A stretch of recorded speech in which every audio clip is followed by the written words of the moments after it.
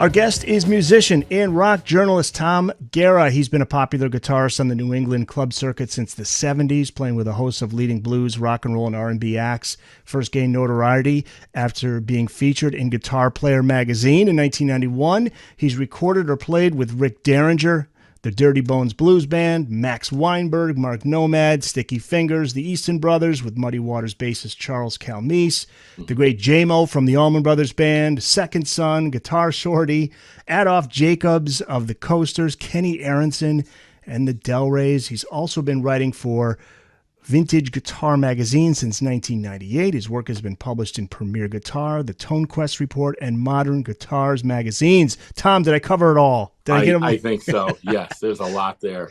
How you doing, man? Thanks for being here. You've been around. How you doing? I'm doing great. How are you?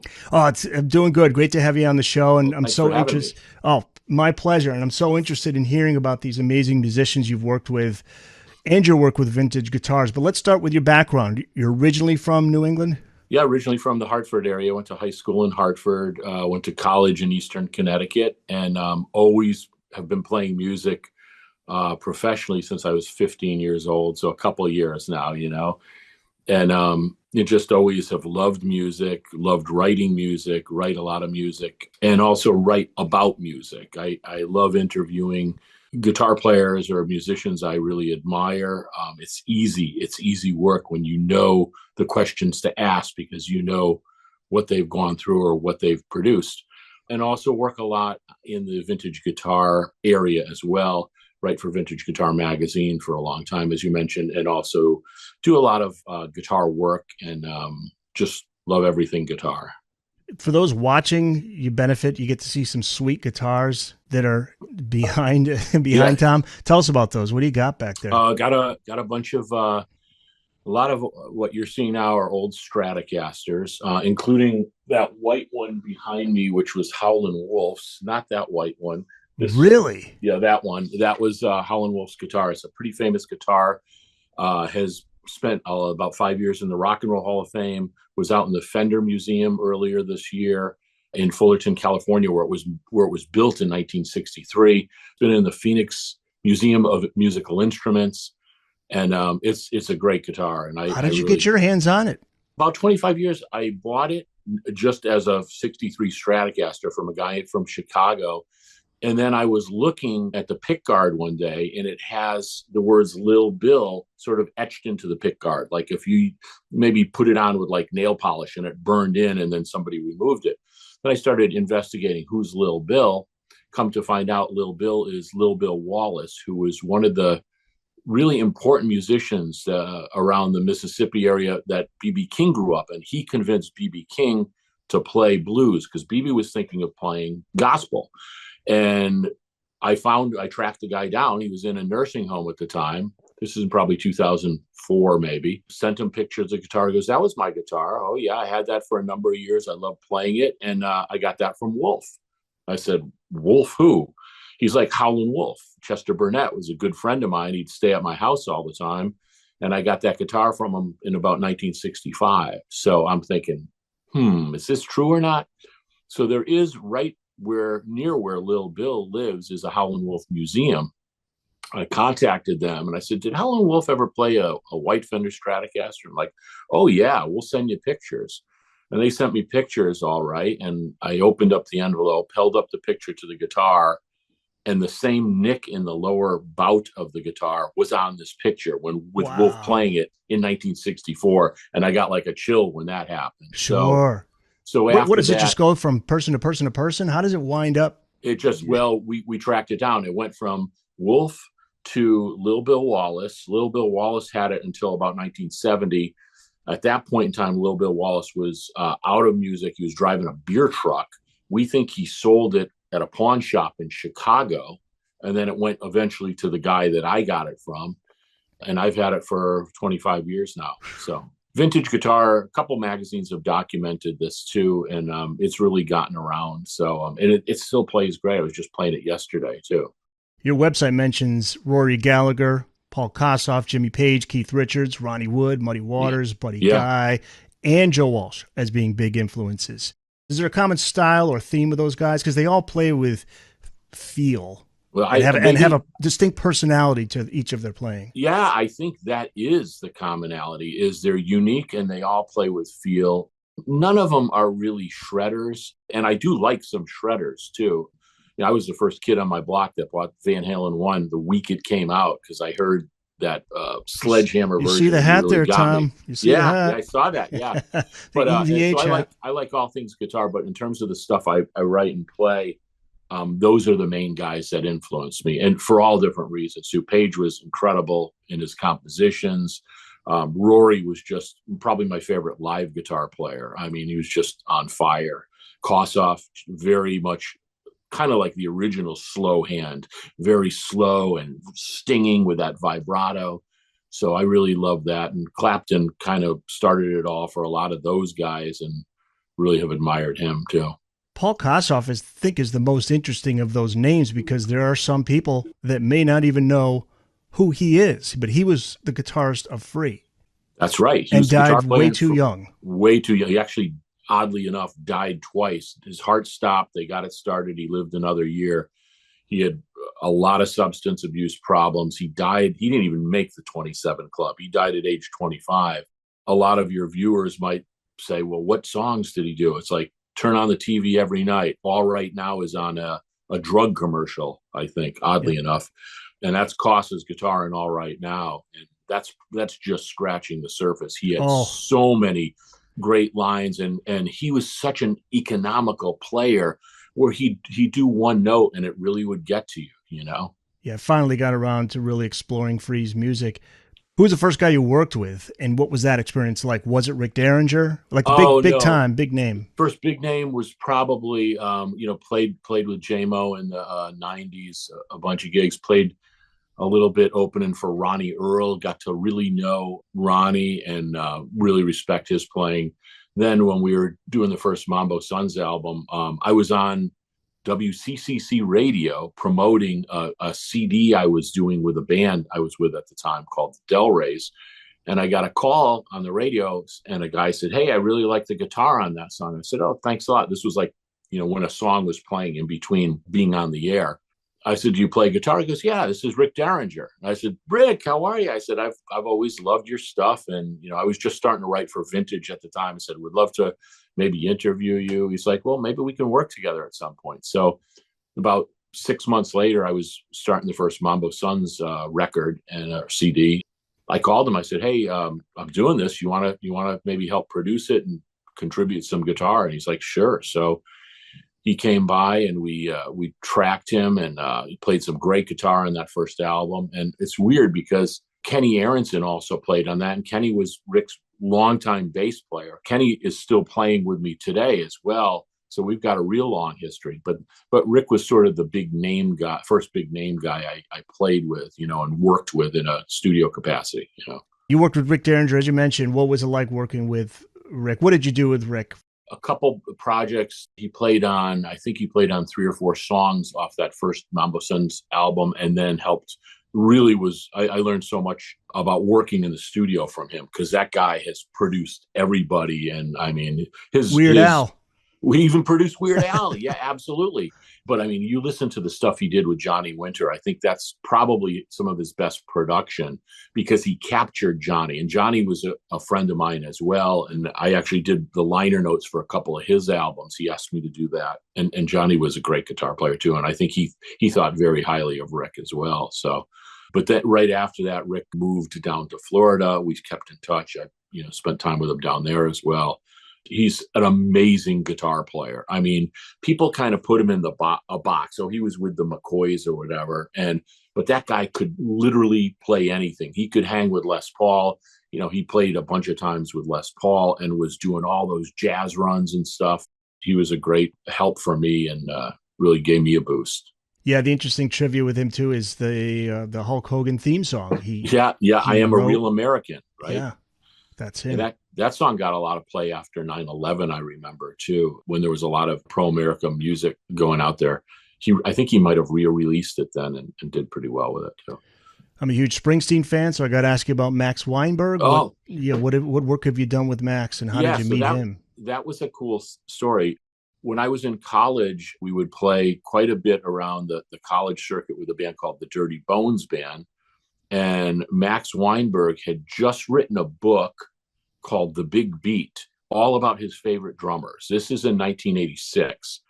As luck would have it, the first school he went to was Eastern Connecticut, the school I went to. And he asked the guy there, so, I like to play with a band. Can you hook me up with a band? He goes, oh, I can hook you up with a band. So we ended up playing with him on that tour, promoting his book.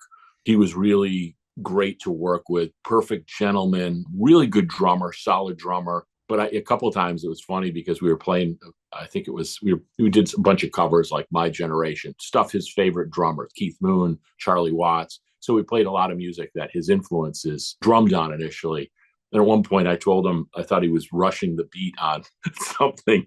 And he looked at me like, I just played on the Born in the USA tour, and I'm thinking, sorry, but he was great. I mean, great to work with. And, another person that helped us out quite a bit.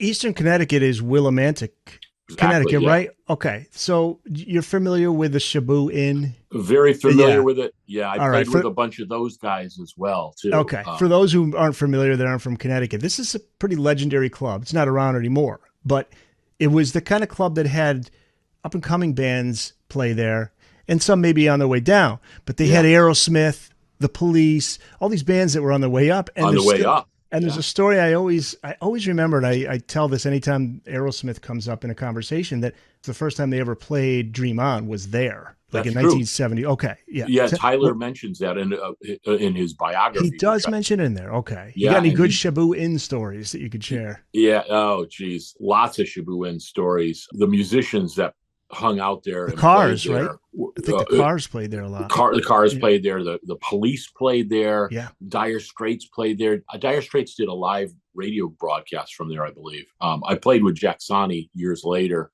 who was with Dire Straits as well. The Shaboo All-Stars was sort of the lasting legacy. And I played with them a couple times. Lefty Foster. Mark Easton was one of my great mentors, sadly passed away the first year of COVID, from COVID. Mark had a band out there called Avalanche that was one of the heaviest rock bands that ever came out of the state. And they were really, really big for a couple years. And then they split up. And after they split up, Mark and I got together. This was when I was doing the Dirty Bones thing, but I was also playing with Mark, and Mark was a great influence. And that's where I met Charles Calmese as well, who was Muddy Waters' bassist, also played with Ike Turner and Chuck Berry and Johnny Winter. But his probably his proudest moments were playing with Muddy Waters on the Hard Again album.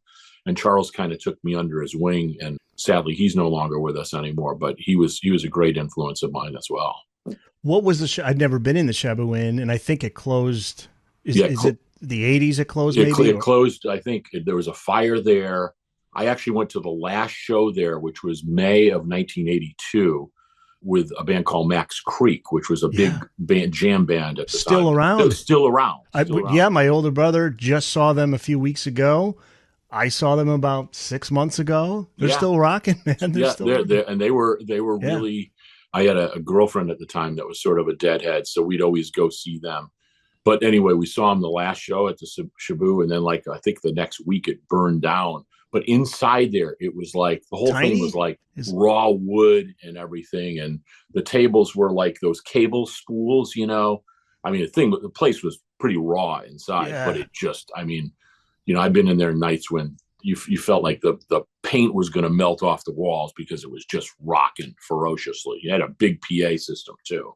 Yeah, it's worthy of a book. I don't think a book's ever been written about it, but it really is. Yeah, and I mean, Lefty Foster and Bruce Johns were two of the owners. They're still around. They should write a book because the people who played there and stayed there, because you could stay above it.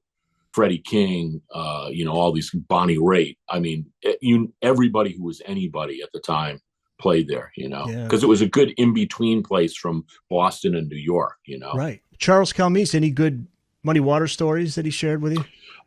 A couple of times he just told me that Muddy was very, very straightforward in his blues playing. And Charles was from the south side of Chicago. He had blues in his blood and he could play anything, but sometimes he'd like to get into the funk slapping with the bass. And apparently Muddy didn't like that. He told me a couple of times that Muddy said, cut that out, So How did you meet Jaimoe? I met Jaimoe because I was playing in a blues band at the time called the Delrays, and we were playing a lot around the circuit, around the New England circuit, Theodore's and Springfield, a bunch of places. There've been a lot of clubs that closed that we were playing at the time.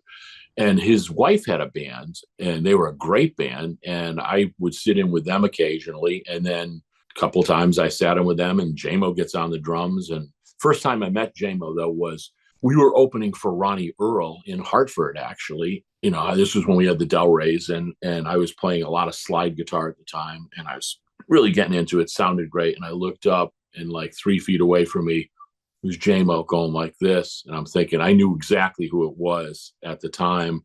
I'm like, oh my God, this is the guy who was Dwayne Allman's bandmate, and I was a little nervous, but I kind of got through it. And then on the break, we kind of formally introduced ourselves, and he ended up playing with the headliner that night, Ronnie Earl. He played a lot with Ronnie over the years. And Jaimoe was just a sweetheart of a guy. He's the only living Allman brother left now. The only guy left in that band. It is so. It is one of my all-time favorite bands, the Allman Brothers Band, and he always just seemed like the nicest guy. He's been living in Connecticut for quite a while. Yes. Yep. So Kenny Aaronson, this is a guy who's worked with some legendary artists, along with Rick Derringer. He's worked with Bob Dylan, Billy Idol, Joan Jett and the Blackhearts, Foghat, Billy Squier, New York Dolls, Hall & Oates, and Sammy Hagar, Michael Shreve, Neil Sean, Sammy. It was HSAS. And it's a great album. It was like a one-off deal. One-off album, and they were going to tour, Kenny told me, but then it got some record company nonsense happened. Right. Did you meet him through Rick Derringer? Oddly enough, I didn't. I met him. I was doing some studio work with a guy by the name of Alan St. John. And Alan was the keyboard player. He's a guy who's played with everybody, but he's most famous for playing keyboards with Billy Squier. Okay, so the name sounds very familiar. I know I must have seen it. And Alan's played with a lot of people. He played with John Entwistle. That was probably his second biggest gig. But anyway, he was doing some work for me on what became the first Mambo Sons record. That same thing Rick was on. I had put bass down on these tracks that I had played myself, and I'm like, I'd love to get a real bass player on this thing. And he's like, you should call Kenny Aaronson up. I'm like, okay. So I called Kenny up and talked to him quite a bit. And we kind of, he didn't know who I was, but he was cool. And he was like, love to hear the music. I sent him the tracks down. He really liked the music. And he came up, he played on, I think, all but one track on that album. And we kept in touch. So that was the first Mambo Sons. We did 3 more albums after that. The last one was a double album. And then in 2014, I really just had the itch to release more music. I was not the lead singer in the Mambo Sons. We had a great lead singer. But I'm like, you know what? I'm writing music. I'm going to sing it and put it out there. So I called Kenny. He's like, yeah, I'd love to hear it. And that was in 2014. And we did 5 my solo albums together where he played on everything. And now for the past year and a half, I've been doing singles because that's kind of what everybody does now. And he's played on all the singles, and he's played a lot of different instruments just besides bass. He played upright bass. He's played horns, some keyboard stuff. He's a great lap steel guitar player, and he's a great guy. I love him. I love that guy. He and I also, he's played for the past dozen years with the Yardbirds, and they're still plugging around, really? In 2016, they were going to record a new album of original music. They had done the album Birdland about 10 years before that with Steve Vai, a lot of like heavy guitar players. But they wanted to do their own original album, and Kenny was very active in the band, very adamant about, I got a guy I want to bring in to help write. So he brought me in, and we wrote about 5 songs. And I mean, this is one of those deals where I could taste that Jack Douglas was going to be the producer on this thing. Speaking of Aerosmith. And they were meeting. And then all of a sudden they pulled the plug on the album. So I'm like, it was really disappointing. And we were all disappointed. So anyway, I had 4 or 5 songs that we had written. And I was like, well, at least 3 of these are going on my next album.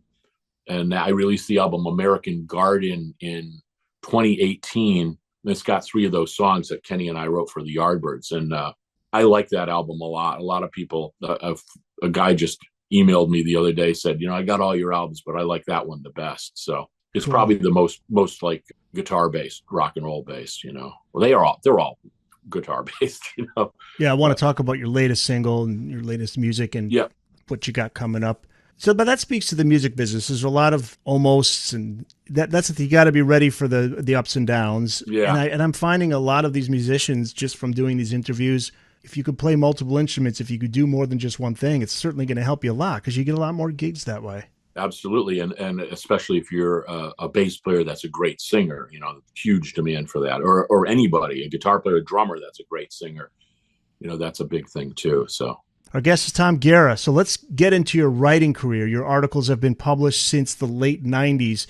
Talk about how you began a career in writing. It's funny. We were just talking about that Ronnie Earl gig that I met Jaimoe, and I'd done some other opening slots for Ronnie. And I was I subscribed to Vintage Guitar magazine for a while at that point. I really loved the magazine. And I was talking to a guy who wrote for them. He's like, "What are you doing these days?" I said, "I'm playing this guy, doing this, blah, blah, blah, opening for Ronnie Earl." He goes, "Ronnie Earl, that's somebody we've never had in the magazine. We'd love to get him." I'm like, I could do that. And then, here we are 20 something years later, but that's how it started. I interviewed Ronnie, and it was great because I had just worked with him. I watched his whole set. I knew he was playing through a Leslie on some tunes. He was playing on it with a super reverb. He had 3 different strats. He and I were talking about the years. So, I already had this thing in my head, what I was going to ask him. And it really, really worked out well. That was when he was releasing an album I think it was on Verve. It was a big label called The Color of Love, Color, Colour of Love. That's one of his favorite interviews of all time. And that actually made it into, there's a book released last year on Ronnie Earl, and there's a big section of that book that quotes that article. But he was great to work with, and he's a very caring person and a great guitar player too. So, and writing for magazines that focus on the guitar, that's got to be fun for you, because then you could really get into some of the inner workings of it, like tone and setup and the amps you use and absolutely everything. Yeah, you could. It's like whatever you want to ask about guitars, go ahead. Yeah. Whereas if you're writing for a mainstream magazine, you may have to kind of pick and choose. Yeah, exactly, because I've sent a couple of these articles to my folks, and they're like, "Well, this is good, but it's just way too technically." I'm like, "Yeah, that's the purpose of the magazine, It's the audience. That's the audience, right?" And in the early days of vintage guitar, it was a little bit more free form, where you could give them like 2,000 words on Ronnie Earl or whatever, and it was great. And now it's just a little bit more like every publication is just slimmed down a lot, Guitar tone is, to me, is fascinating. I don't think there's any two guitarists with the same guitar tone. It's totally, like an individual. Totally agree. Yeah. How does one go about getting a guitar tone? There's various components. It's the amp. It's the guitar you're using. It's a bunch of things. It's your fingers. It's your picking. It's your left hand and how you fret. When I work for guitar tone, I usually am working on a song, and I'm like the song we're going to talk about in a little bit, the new single that's coming up next month. I had a specific guitar sound in my mind that I wanted to use, and it was a muted guitar sound. It was an arpeggiated part, but a muted guitar tone. So I took a piece of foam, actually, I stuffed it under the bridge of that strat right there. And it was and it sounded, that's exactly how I wanted it. So it's kind of knowing what the song you're going, I'm talking in the studio. Live is a different story, but in the studio, you come up with an idea for a song. And when you write a song, and that's the most fun thing I do, musically, is I just love the creative aspect. When you write a song, it's like you get one piece of a puzzle, and it's up to you to build that puzzle out however you want it. And a lot of that is, from my experience and what I do, is guitar related, and I really try to take the time to make the guitar sound not necessarily different song to song, but it does end up being like that, because I don't like to repeat myself tone wise, and use whatever you got to do to get that tone.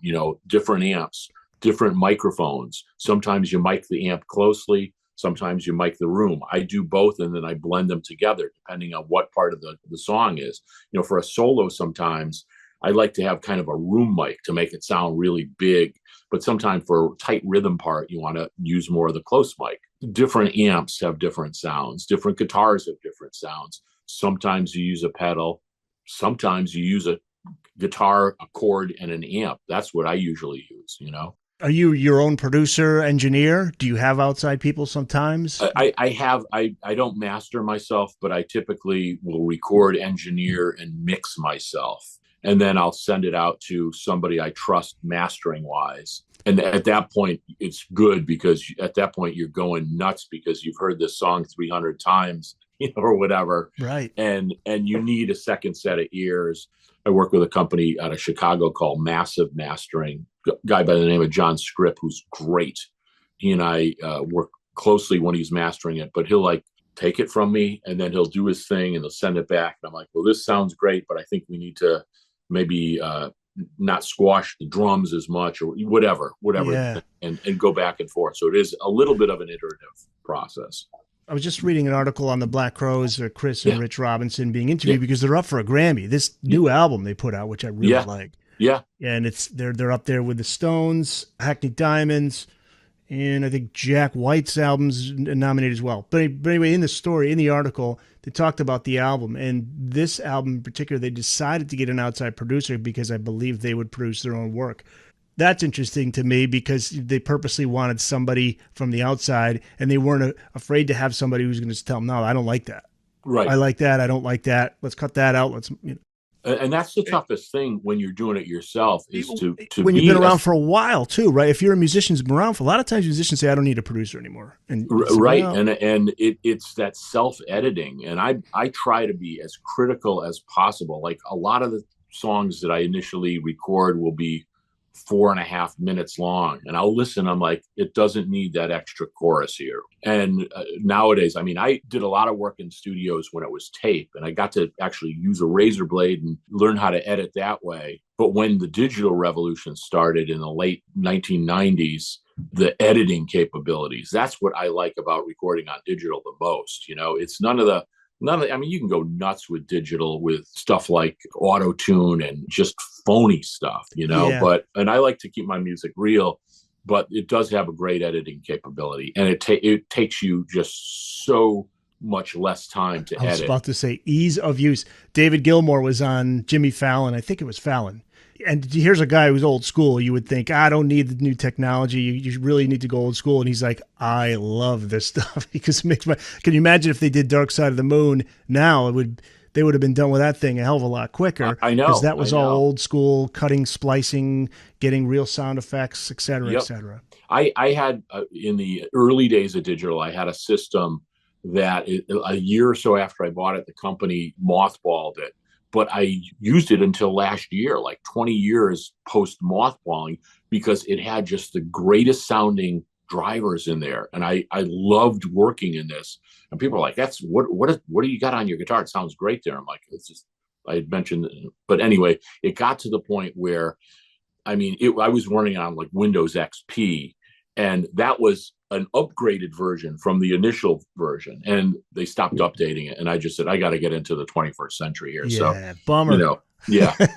As I can relate in a sense of, as a podcaster, I actually enjoy the editing process as long as I'm using software I love. And in radio, when I was producing commercials, I was introduced to Sony Vegas.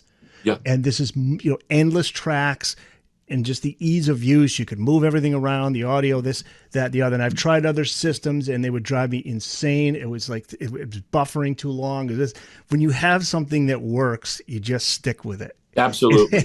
Unless the software updates tell you can't anymore. Right. And I think it's because there's only so much time you can spend on this stuff, and you want to be spending it creating versus programming. That's my personal take on it. But I mean, I know a lot of people are a lot more technical with it than me, but I know how to use it. I know how to use it to satisfy what I'm trying to do. Yeah. And that's cool. And, like when I'm working with Kenny or something, he's got his own system as well. So he'll model some stuff there, and then we'll bring it in here, and it works out well, You have interviews on your website, so people can check that out. It's on tomguerra.com. Last name spelled Guerra, so TOMGUERRA.com. You have a recent one, I think it's recent, with Elliot Easton of the Cars. Yeah, I did that in 2024. Extremely underrated guitarist. Oh my God.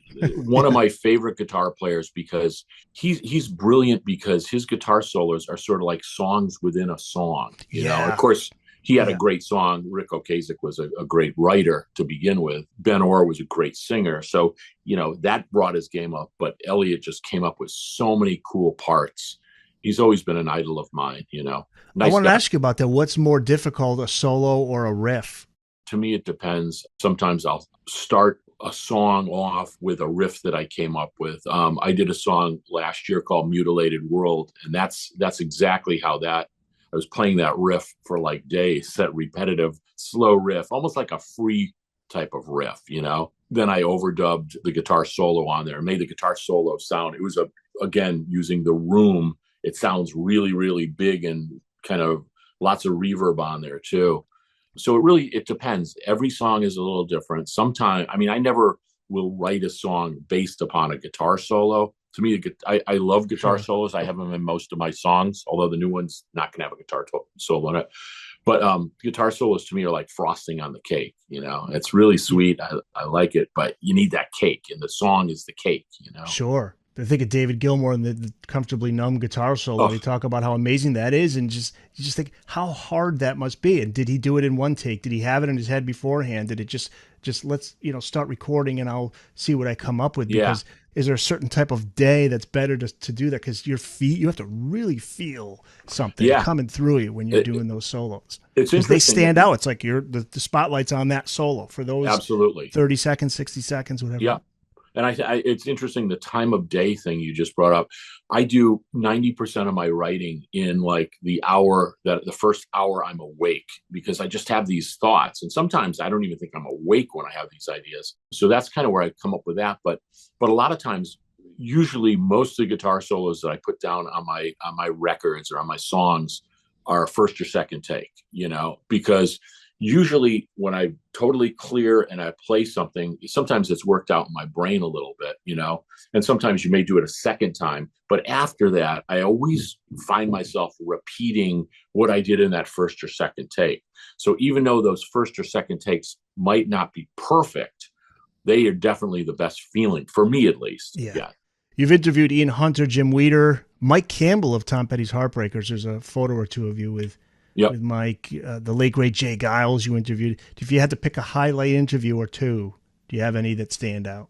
You know, a lot of the early interviews with Johnny Winter, I thought were high points because we got to be friends. So that was cool. Mike Campbell, interviewed him a couple times, spent some time with him, and he was a real sweet guy. He's like, "Oh, check this out. It's my 52 Telly." And I'm like, you know.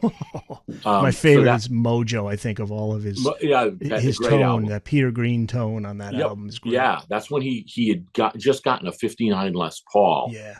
And that's what he was playing on that quite a bit. But all of them have been interesting in their own way. I mean, I loved spending time with Jay Giles. He was a really nice guy and really serious about he was a jazz musician in his later years.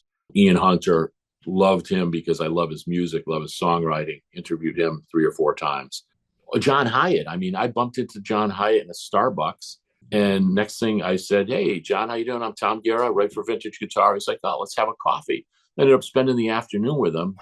You know, he smoked about 3 cigars and we're just sitting there. I'm like, "Okay, let's set a date. I'm going to interview you." And the date we had set was the next week, which was 9/11. And we're like, "Okay, we're not going to do the interview today." So we did it a couple of weeks after that. But that was a cool story. So another underrated artist, just insanely Love. Great, songwriter. You know, bucket list. Do you have a bucket list? Like, who would you love to interview? I think I'd love to interview Keith Richards. You know, just because I've been a massive Stones fan since I was, you know, pre-teen years. He lives in Connecticut, so I know.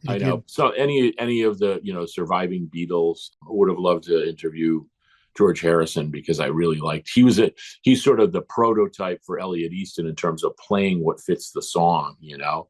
would have loved to interview Jeff Beck. Was a huge Beck fan. Did a show on Trinity's college radio station right after he died. That was a tribute show to Jeff Beck. Rory Gallagher. These guys are kind of like my guitar heroes. But how about new guitarists or newer? I mentioned Jack Way. He's been around for a while, but guys who maybe have been around for 10, 20 years that you love listening to these days. Everybody I see that's brand new is great on the guitar. I mean, I think the technical ability of guitar players, I mean, when I was coming up, it was like the bar was Hendrix, okay? You could maybe get to that level if you really, really worked hard. I mean, play that stuff, not necessarily come up with it. Then Eddie Van Halen came out, and that was sort of the next big threshold of guitar playing. And for many years, people, doing this stuff, Eddie Van Halen stuff, even Randy Rhoads, who was a great player, I think felt like he hadn't developed enough off of that Eddie Van Halen style, by the time he passed really young. Then, Stevie Ray came in. He was like the next big guitar player, hero. And a lot of people started playing that style of blues. I mean, I'd played a lot of blues before that, didn't really play that style, but everybody who came afterwards played that style of blues. But the technical ability, and I think a lot of it has to do with YouTube, the facilities available to people are just, you want to learn guitar, just go on YouTube, I've got a friend of mine who's wanted to learn guitar. He's a couple years younger than me. I said, go on YouTube. Get a decent guitar, go on YouTube. You can learn anything. So I think the quality of musicianship and guitar playing has increased over the years, the technical aspect. That being said, I'm kind of always rooted in the stuff that I grew up on. I do listen to all sorts of music, but that's sort of my favorite stuff. I mean, I saw a band last year, Guster, a post sort of my generation band, but they were great. They were fantastic, and those guys are probably 10, 15 years younger than me. So Gary Clark Jr., you're a fan of? Joe great guitar player. Yeah, those are all great guitar players. Derek Trucks. I actually have a good Joe Bonamassa story. When he was probably 13 years old, his dad, Lenny, was a vintage guitar dealer. And we used to always go to I think it was the East Village. There was a annual New York City guitar show. This was like in the late 80s. I was down there and I was talking to Lenny Bonamassa. He had this old beat up Strat like Rory Gallagher's. I said, what do you want for it? He told me, and I'm like, we were like $300 apart. And he wasn't moving, I wasn't moving, but I wish I had bought that Strat. But he's like, here, Joey, here, give it to the man, and that's where I met Joe Bonamassa. He was probably 14 years old then. And he was, he was great then too. Was he? So he's a guy I really admire because the music industry has gotten harder and harder and harder. And that guy, he's done it all on his own. He has made it on his own.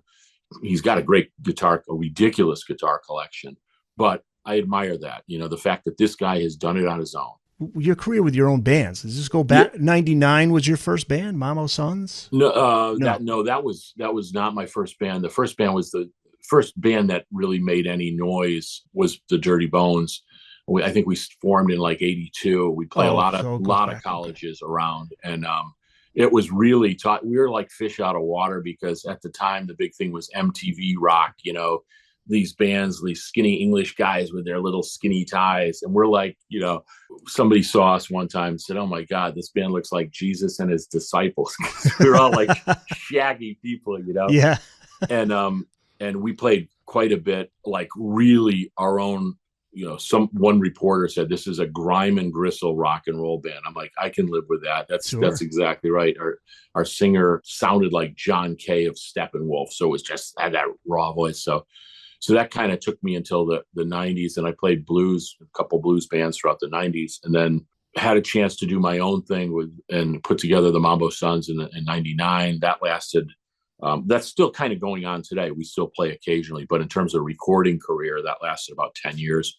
Okay. And then have done my own original albums since 2014, every 2 years. And then I started doing singles last year and I think I've done five or six singles over the last year, getting ready to release the next one. Yes. Good Times, Big Fun, which is a great song. I love it. Tell us about this song. Who's on the track? Oh, yeah. Where people can hear it. Good Times, Big Fun was the one we released in September. And it's me, Kenny Aaronson, and Mike Kozak, who's the drummer. You can stream it. All of the streaming platforms have my music, Apple, Spotify. You can listen on my website. You can buy CDs off my website of my albums that I released physically up until 2022, I think it was. But yeah, all of the singles are available on all the streaming platforms. Good Time, Big Fun is about a father talking to his son. He feels like his son's going to break up with his girlfriend, and it's kind of a pep talk the father's giving the son. And then, with lots of guitar, and it's got kind of a false ending. And then it goes into sort of this, almost like this real up-tempo punky thing with some wild guitar playing on it. And it's just the three of us who did that one, Mike, Kenny, and me. And the tone, I love. It's like a crunchy tone. Is that a good word? Yeah. It's kind of a crunchy tone on both the rhythm guitars, and then the lead guitar part at the end. A friend of mine who's a great guitar player himself said, "You know what?" He goes, "I'm listening to this solo. It sounds like 5 of my favorite guitar players." I'm like, "Okay, who are they?" And he mentioned, "Well, this part sounds like Hendrix. This part sounds like Jimmy Page." I'm like, yeah, you're right. Yeah, you got me, So it just kind of, again, one of those situations where the whole thing was a first take, and it's, it's not technically perfect, but I think it kicks butt, Yeah. Is there a YouTube video? I know the song's on YouTube. Yeah, there's not a YouTube video of that, but I've got a whole bunch of different YouTube videos. A lot of them we produced during COVID because everybody was climbing the walls. And John Butcher, who's a dear friend of mine who was played on a lot of my music, he's a fantastic guitar player. He's produced a bunch of my videos as well.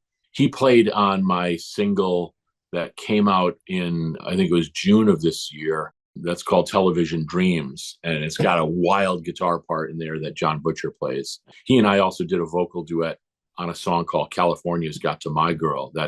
He sings beautifully on that too. Yeah, all these are on your website. And I also put together a playlist for each episode. So if they're on Spotify, I'll pull them and we'll put them in the episode playlist. I love the picture for the single for Good Times, Big Fun. Where was that taken?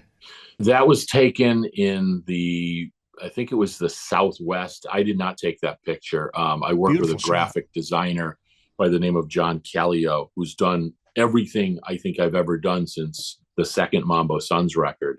He just did the graphic for the upcoming release that has the Saturday Night Live tie. He did a really nice job on that. It's really real pretty graphics, Let's get to it now. Christine Allman, the Beehive Queen. The Beehive Queen. The Beehive Queen, yeah. So you have a project with Christine. Yep. She has been a member of the Saturday Night Live band since 1991. Is she still working with the SNL band?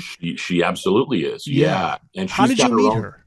I met her many years ago. A friend of mine was her guitar player, Eric Fletcher, and we met back then. And I always loved her. I mean, I actually saw her in the late 70s. She was with a band called the Scratch Band, and she was the only female in the band, and everybody was in love with her, and she just had such a beautiful, strong, kicking voice. They did a cover of that old Dusty Springfield song, I Only Want to Be With You. You should check that out. It's on YouTube. It's just, it'll make your heart melt. So I always loved her voice. When I started doing my singles, I kind of got in touch with her again. She's on the Sudden Signs of Grace video that I did. I just remember that. That's a really good video. It's got like a bunch of guest stars, ranging from guys from Dire Straits to the Georgia Satellites. And anyway, so I'm writing, these new tunes, and I'd sent her Television Dreams, and she's like, and I said, "Hey, can you find a part on this?" And she's like, "This song's ready to go. Let's put it out like this." So I'm like, "Okay, well, the next one." So the next one was Good Times, Big Fun. I'm like, now that's a rocker. I want to kind of keep that. But then I started working on the new song. I had written kind of a counterpart for a female. It's kind of a boy-girl song, That's the one where I used the muted Stratocaster. And I sent it to her, and she's like, "I love this." She's like, "I definitely will do it." So she came up, we tracked her vocal, did like 3 or 4 different versions of what she was going to do. And I said, "This is what I think we should do." And I played it for her. She goes, "Yeah, do that." I'm like, I want to kind of put a little bit of shimmer on your voice. Is it okay? And she's like, no, that sounds great. Let's do that. So she's on the track. It's going to be called Chi Chi Chu, Chichichu. And it's about a guy kind of pining for his girlfriend after she throws him out. And Christine comes in on the second verse and sort of does an answer vocal. It's really it's a cool song. It's kind of like a Tex-Mex feel. Kenny and I worked up some almost mariachi sounding trumpets on it. So no guitar solo, but it's not really about that. It's sort of kind of like R&B Tex-Mex with some soul in there. Christine's got a lot of soul. So yeah, that's it. It'll be out in the next couple of weeks. Yeah. January release. Yeah, January 7th. Yeah. Yeah, I'm looking forward to that single, and people can subscribe if they go to your website. I believe all the links to your Facebook, all your social media sites are there, so people can check that out. Again, TomGuerra.com, TomGuerra.com, so people can check that out. And of course, as I always do, I always ask guests who come on for this series. I call the Dialogue series. Books that you've read, books that you want to read, books that you wish were written. And man, you sent me a list. This is quite a list. I love it. I read every single night. Most of the reading that I really enjoy are biographies or autobiographies, just because I find people's lives fascinating. One of my favorite books of all time is called Last Train to Memphis. It's about the early Elvis days. Peter Guralnick wrote that. Fantastic book. Loved Keith Richards' book, Life.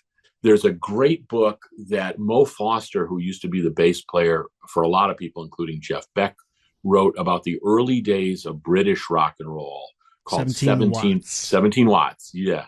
Great book. And 17 Watts was like everybody used this Watkins amp that was 17 watts. So that's kind of how they named it, how Mo named it. My friend Mary Lou Sullivan wrote a great book on Johnny Winter. And that's definitely one of my favorite rock and roll books as well. That's called Raising Cain. Raising Cain. Yeah, that's a great one. And, I also liked the Ike Turner book, and that was called Taking Back My Name. Ike is maligned because, Tina said he was not a nice guy. And I'm sure a lot of that is true. But Ike was really important in the development of rock and roll and the crossing over of blues. He was an early Sun artist. He got Howlin' Wolf on Sun. He was really one of the first guys that put together traveling bands. And Ike Turner was on the first rock and roll single, which is Rocket 88. I mean, that was his band. By the time it came out, they kind of gave Jackie Brenston, who sang that, the kudos, and the name appeared on the title. But Ike was there. Tell me about Heavy Load, the Free bio. I didn't even know there was a bio on Free. It's on Bad Company and Free. Yeah, it's 90% free. Yeah, Todd Clayton wrote that. David Clayton, I'm sorry. And Todd Smith, I think is his last name, wrote that book. And that's a really good book, kind of in a strange format. It's almost like in a high school yearbook publishing format. So they probably self-published it and they got somebody like that to produce it. But it's a great book about how Free kind of came about, their rise, their breakup for the first time. They got back together. They broke up again. And then Kossoff kind of spun out of control, sadly. But yeah, that's a really good book. I had reviewed that right around the time it came out for Vintage and interviewed both Simon Kirke, the drummer, and Rabbit Bundrick. Rabbit, for many years after he left Free, went on to play with The Who. But he joined Free for their last album, Heartbreaker. And he was a really great musician. So he had a ground zero type insight of Free and the pros and the cons of what happened there. What's this one? Astral Weeks, Van Morrison in Boston. Is this specific to Boston? Yeah, that's a great book that was written about apparently after Van and Them broke up in like 67, I think, 68. He moved to Boston and he was living in New York, working for, I think, Bang Records, and moved to Boston and actually got together with some musicians up there. And I know the son of his bass player, Thomas Kilbania. Tommy Kilbania is a drummer, but his bass player, Thomas Kilbania, was part of that. It's a really interesting look at what was going on in the Boston music scene then, too. It's definitely worth checking out. Now, another one I want to ask you about here, Never a Dull Moment, Rock and Roll in the year 1971.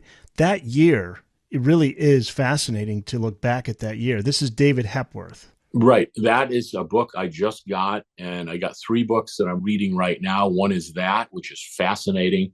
The other one is the book by Alex Van Halen that I really am starting to like. Yeah, And I've already read. Well, I did the audio. Okay, yeah, and I'm looking forward to that. And it reminds me of, I've got a brother who's a year and a half older, so I can kind of relate to how Alex, who was the older brother, and his younger brother Eddie kind of got along and fought as young kids, that type of thing.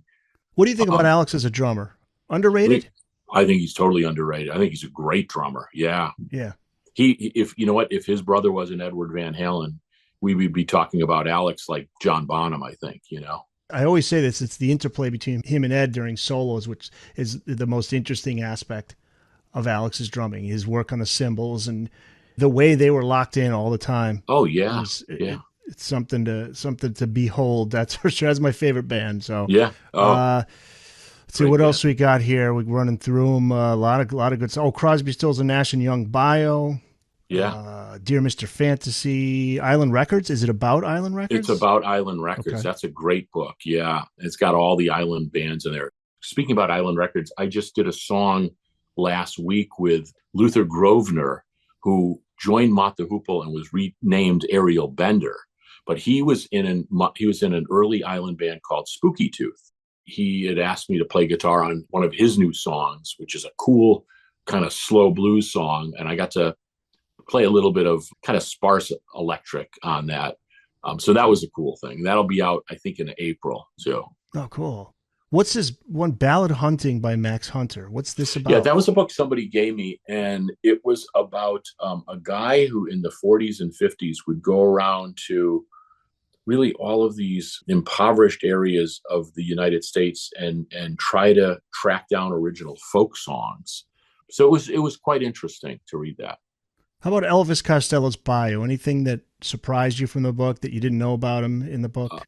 I think he's a brilliant songwriter, and he really gets into minutia, as does Pete Townshend on his biography. But it was an enjoyable book. I learned a lot about Elvis and how he kind of grew up in England, kind of in the shadow of the Beatles. I guess everybody was in the shadow of the Beatles, but I didn't realize until I read it how huge of an influence as a songwriter they were on him. But now going back and listening to some of his music, especially his second album this year's Model, you can hear some of those changes. Like, that's a Beatles change. Every time I hear a song that has multiple sounds all together that almost create one sound, I think of Phil Spector.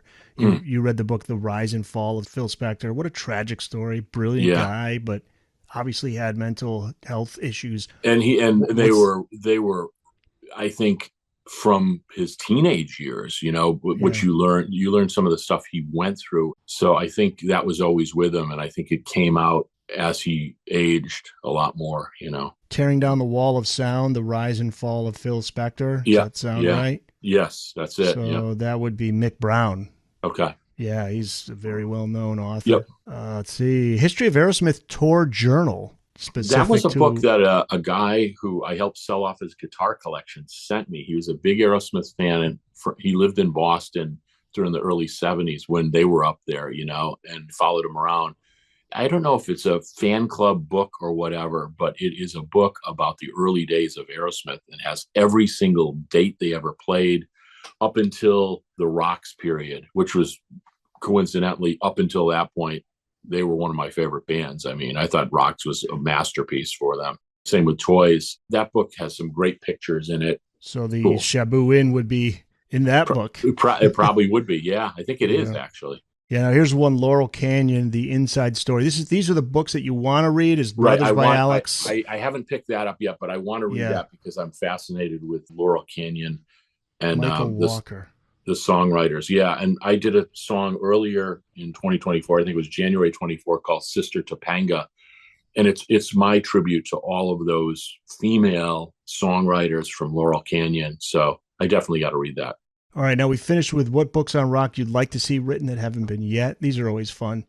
Would love to see another book on the detailed history of Island Records. Yeah, more detailed than the one that I did read, because I think that's fascinating. I did read the Chris Blackwell autobiography, and that was fascinating. And that probably is as close as you'll get. Although, you think of Island Records, I mean, those are some of my all-time favorite bands, whether it's Traffic, Mott the Hoople, free, spooky tooth. Steve Winwood came out of there as a solo artist as well.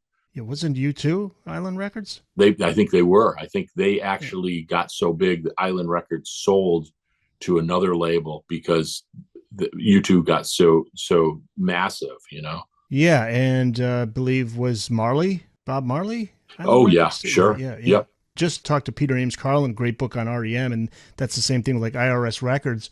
They were happy with the label because they let them do what they want artistically, but they really didn't have the resources to help really bring them to a wider audience. So, like if you go to Europe, they couldn't stock any albums out in Europe, so they didn't have much of a following there. So eventually the band outgrows these type of labels. Exactly. And I think a lot of bands outgrew Island. I mean, Mott outgrew them, certainly, and went to Columbia and kind of got huge for a while, at least.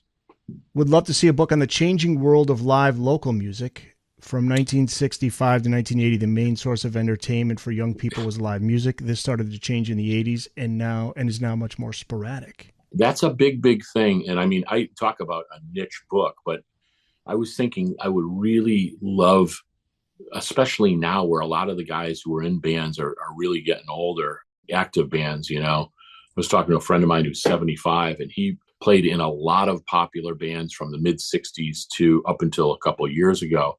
In those days, in those late 60s, early 70s days, that's what you did for entertainment as a kid. You'd go to a club and you see this band. You'd leave that club, go to see that band. Leave that club, go to the third club and see another band. And that was really the main form of entertainment. As a result, music really, a lot of music flourished, and some bands actually did well making it out of Connecticut as well. And that's where a lot of those great bands cut their teeth, and they really get that sound down before it's time to make the first album. And everybody, even if they're a famous musician, had those sort of, kind of post garage days when they were in their early club days. We could tell some stories, I'm sure. We would all have the same opinion of certain club owners. Did you hear just heard that Southside Johnny was forced into immediate retirement, as they put it in the headline. I saw that. Yeah. Yeah. He played 2 songs at the last show and then walked off stage, and the rest of the band finished the show. Yeah. So I don't know what's going on with that, but it just speaks to, a lot of these artists, they're towards the end or at the end. Same thing happened to Frank Marino last year, where all of a sudden they put out a statement saying he'll never play live again. So, and I know Robin Trower has had some recent health issues, but I think he's coming back to the States. Another great guitar player. So TomGuerra.com, and then you have Facebook, do you have Twitter, do you have X? You got all those covered? All that stuff. All right. Yep. And YouTube. Yeah. As well. Okay. A lot of stuff on YouTube. Yeah. All right. Tom Guerra, thanks, man. This was great. Thanks so much, Eric. It's been great talking to you. You really came up with some great questions too. I really enjoyed it.